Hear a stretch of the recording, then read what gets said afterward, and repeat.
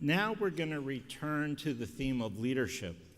And Sarah Wattell, the president of the Urban Institute, is going to lead this final plenary on bold urban leadership. I'm going to just introduce folks coming down from the far end. So at the far end is Matt Cullen, who is president and CEO of Rock Ventures, which, as he just explained to me, is really the organization under which much of Dan Gilbert's activities in the city of Detroit and the businesses that are operating there work. And he's been a critical partner with the city and with many of the other leaders we've been hearing from and talking about in the city's revitalization. We have Mayor, I still call, Mayor Mark Morial, who is currently president of the National Urban League, so knows a good bit about cities and will, I hope, bring a focus on inclusion to this conversation. But importantly, he was also mayor of another city that was deeply challenged earlier in his career as mayor of the city of New Orleans. Next to him, we have Anise Parker. Mayor Parker was, until just last year, mayor of the city of Houston, which is in many ways quite different than Detroit, but is got really a kind of an exciting demographic mix, exciting relationship with business, but will also, I hope, share with us some thoughts about the differences between different kinds of cities and north and south and some of the different kinds of civic infrastructure we have in different places. And finally, Derek Douglas, who today is Vice President for Civic Engagement at the University of Chicago. I'm pleased to say an old colleague of mine and dear friend, but Derek is here today in particular to bring to us the federal perspective. Derek was in the Domestic Policy Council at the White House when the challenges of the city of Detroit became apparent and the federal government was trying to mobilize to figure out how they could play a supporting role. So we're here to talk about leadership, and we're going to use Detroit as a starting point, and then bring in try to help for the others around here from different cities, help think about where Detroit is and is not a relevant reference point. And so to do that, I just wanted to first talk about what we've been hearing over the last couple days are really sort of stages in the evolution of Detroit. And just in the last decade, certainly this history has long, deep roots before that. Because I think the role of the different institutions shifted over time in different stages, and as we think about Detroit moving forward, I think we need to think about whether or not the roles will shift again. So if you think about the phases, really the first phase, starting in about 2007, was when some of the initiatives that we've heard talk about over the last couple days started to be built. And I think of this as a little bit as building infrastructure. So whether 2007, the launch of the New Economy Initiative, 2010 was when the move by Quicken Loans to downtown Detroit happened, was also when Kresge launched with its partners the Detroit Future City that we heard about this morning, and the efforts that Tony described of trial and error to try to get the collective ownership right. Rip, in the essay that was circulated before this, talked about the second period around the bankruptcy as being really almost a period of despair. He wrote that intractable doesn't begin to describe the sense of hopelessness that attended so many people's thinking about the city of Detroit.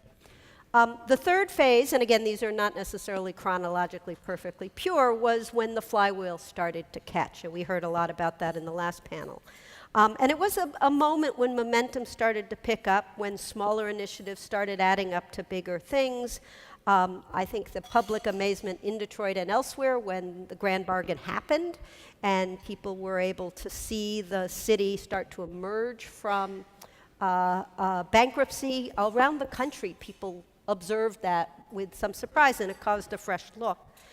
Public services, as we heard from Kevin Orr last night, started to improve, not everywhere, but enough so that people noticed and saw the differences.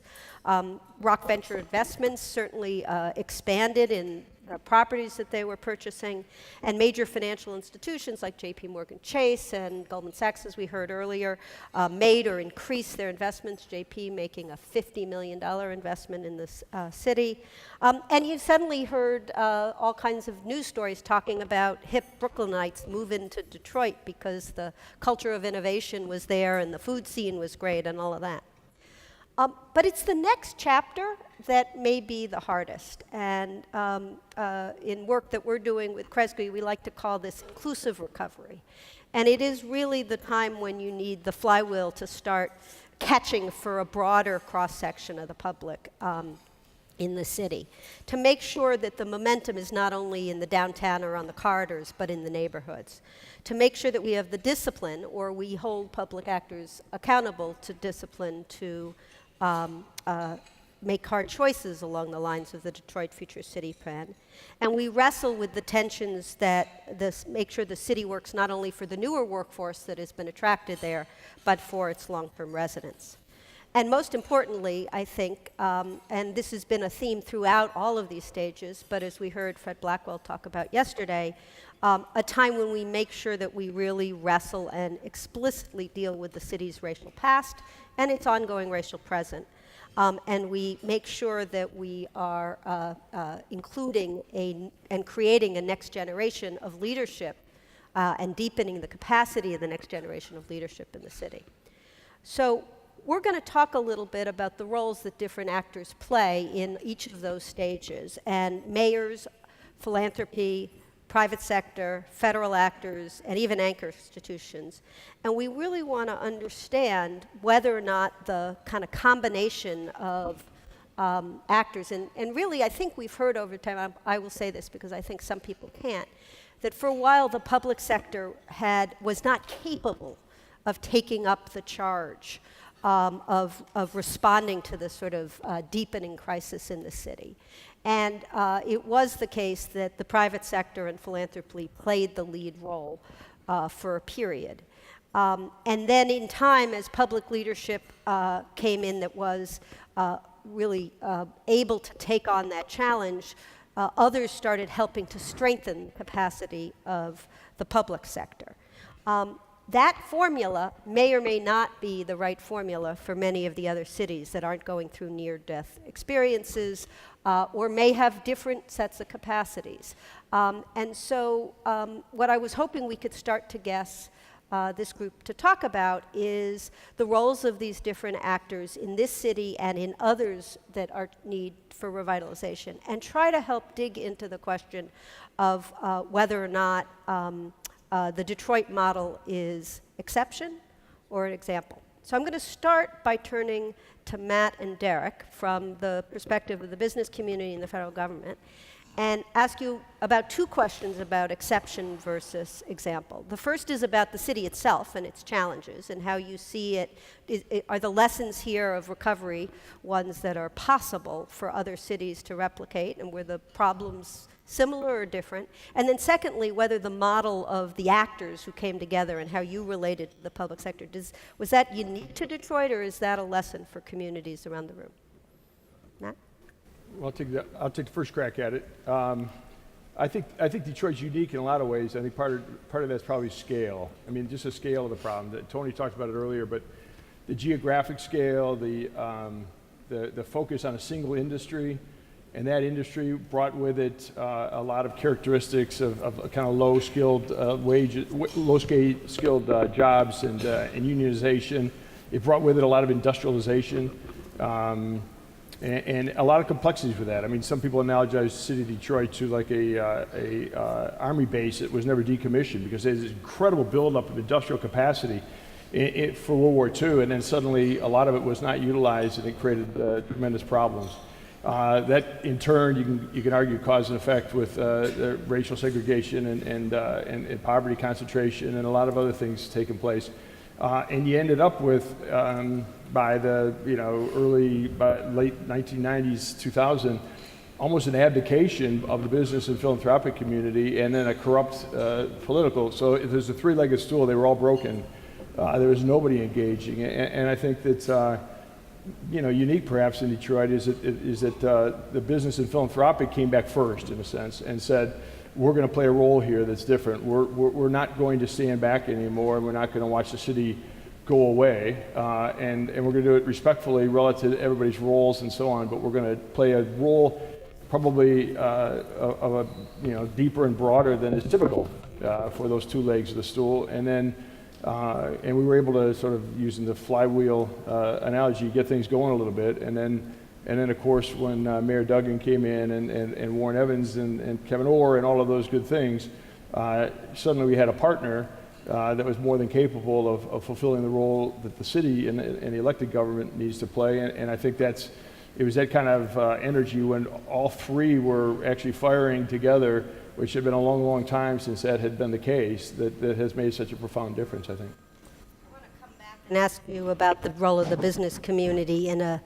these latter stages with a more capable public sector. But first, let me ask you, Derek, how do you look at the city from the White House? Well, I would say from the White House perspective, I mean, Detroit was unique, but it wasn't unique. Detroit, in some respects, the way we viewed it at the time, it was kind of symbolic of what was happening around the country in many cities. I live now in Chicago on the south side.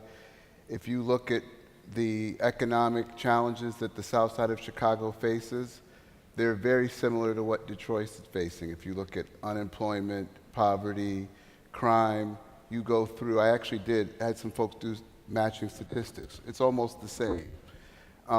But what Detroit had was, because of the historical importance of the city to this country over time, it enabled the federal government, and those of us in the White House who wanted to work on cities, to really lift it up as a place to focus on first, but then to build an initiative around it that reached many more cities.